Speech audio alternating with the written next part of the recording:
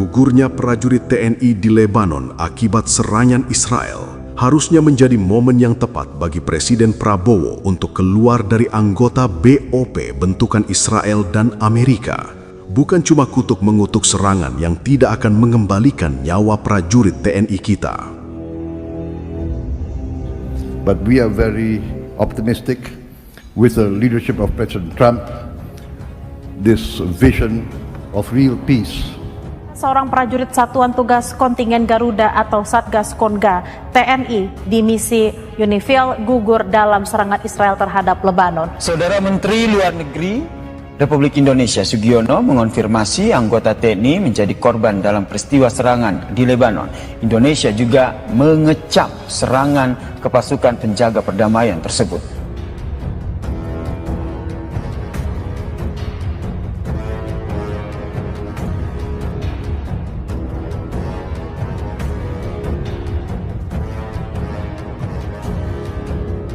Satu nyawa prajurit TNI akibat serangan militer Israel sejatinya bukan cuma sekadar kabar duka. Ini adalah tamparan keras bagi arah politik luar negeri Indonesia di bawah kepemimpinan Presiden Prabowo Subianto yang lebih memilih untuk bersekutu dengan Israel, satu-satunya negara yang masih menjadi negeri penjajah di atas dunia.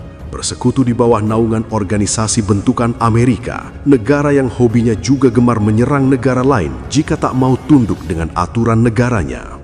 Nyawa prajurit melayang di tanah konflik yang jauh di sana, dan itu bukan dalam rangka menjaga kedaulatan wilayah Indonesia. Namun respon yang muncul dari pemerintah cuma berkutat pada pola lama, kecaman, kutukan, pernyataan diplomatik yang terdengar tegas dan keras, tetapi minim daya tekan. Bahkan tak punya pengaruh apa-apa terhadap negara yang telah merenggut nyawa prajurit TNI kita.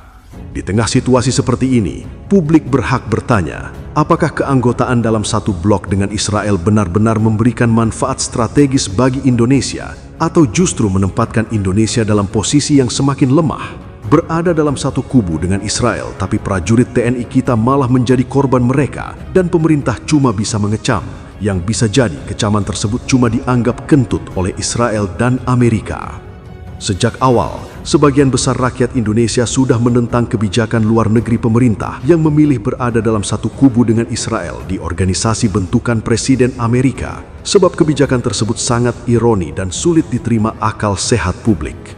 Bagaimana mungkin sebuah negara yang sejak awal berdiri menentang penjajahan di atas dunia, dan itu tertuang dalam pembukaan Undang-Undang Dasar 1945, kini malah berada satu atap dengan Israel, satu-satunya negara yang masih menjadi negeri penjajah di atas dunia. Negara yang selalu mengutuk agresi dan mendorong perdamaian di satu sisi, namun di sisi lain sekarang diseret berada dalam lingkaran negara yang hobi melakukan agresi militer terhadap negara lain. Bukankah ini menciptakan kontradiksi moral yang mencolok antara retorika dengan realitas yang terjadi di dunia nyata? Lebih jauh lagi, pemerintah perlu menyadari bahwa legitimasi kebijakan luar negeri tidak hanya dibangun di meja diplomasi, tetapi tetap harus menjaga hati rakyatnya sendiri. Sebab ketika rakyat merasa pemerintah telah membawa negaranya berdiri di sisi yang salah, maka ujung-ujungnya kekecewaan rakyatlah yang akan menjadi taruhannya. Karena itulah, peristiwa gugurnya prajurit TNI akibat serangan Israel menjadi hal yang tidak bisa lagi dianggap biasa.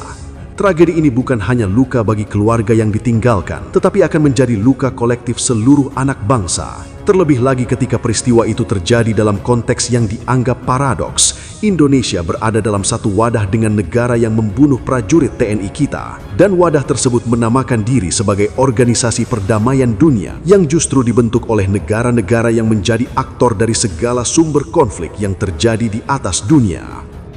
Artinya serangan yang dilakukan Israel ini menunjukkan bahwa memang Israel dalam melakukan serangan-serangan ini melakukan perang yang kotor, dirty war. Sebelumnya dalam perang Iran dia melakukan serangan bersama Amerika yang mengakibatkan 200 anak mati di sekolah di Iran karena serangan yang dilakukan oleh Israel dan Amerika dalam serangan perang tersebut. Nah, sekarang yang menjadi target salah satunya adalah pasukan perdamaian yang menurut saya itu nggak bisa dibenarkan dengan alasan apapun ya. Kami selaku Menteri Luar Negeri dan mewakili pemerintah Republik Indonesia mengucapkan bela sungkawa yang sedalam-dalamnya kemudian juga mengecam keras insiden ini dan juga mengecam keras serangan-serangan yang dilakukan oleh Israel di wilayah Lebanon Selatan. Nah, ini penting buat pemerintah Indonesia untuk mengambil langkah-langkah korektif yang baik dalam melihat fenomena ini. Pertama, jangan kirim pasukan militer di Gaza untuk dalam rangka BOP, Board of Peace tuh. Kalau menurut saya udah kan Board of Peace jadi Board of War tuh. Keberadaan tentara Indonesia di Lebanon saja sudah menjadi bagian dari target dalam serangan yang dilakukan oleh Israel. Apalagi kemudian sampai menaruh pasukan di Gaza yang zonanya masih zona konflik.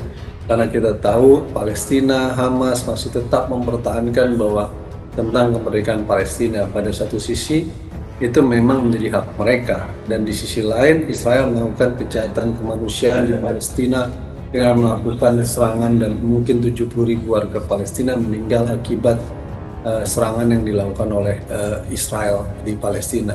Jadi dalam kerangka itu kita melihat pelajaran pertama yang paling penting adalah Indonesia harus segera keluar dari Board of Peace. Karena keberadaan Indonesia di dalam Board of Peace akhirnya digunakan untuk mengirimkan pasukan Indonesia di wilayah Gaza. Yang kita tahu Gaza adalah wilayah konflik.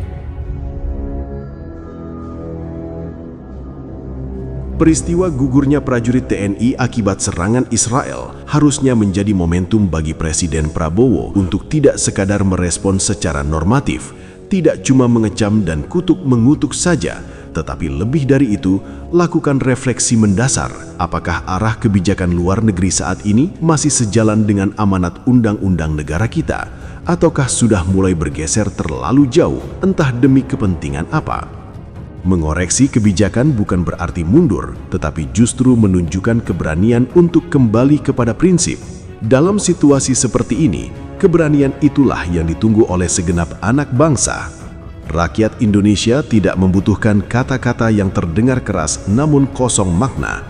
Bangsa ini membutuhkan bukti bahwa setiap tetes darah dan nyawa prajurit TNI kita tidak akan melayang sia-sia. Bahwa setiap pengorbanan anak bangsa tidak cuma dibalas dengan kecaman dan kutukan belaka.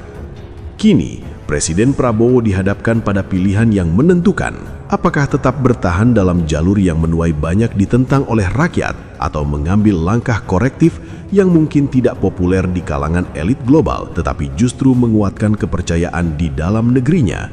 Karena pada akhirnya, kekuatan seorang pemimpin tidak diukur dari seberapa lama ia bertahan dalam kebijakan yang dibuatnya, melainkan dari keberanian dia mengakui dan memperbaiki arah ketika kebijakan yang dibuat mengecewakan seluruh anak bangsa.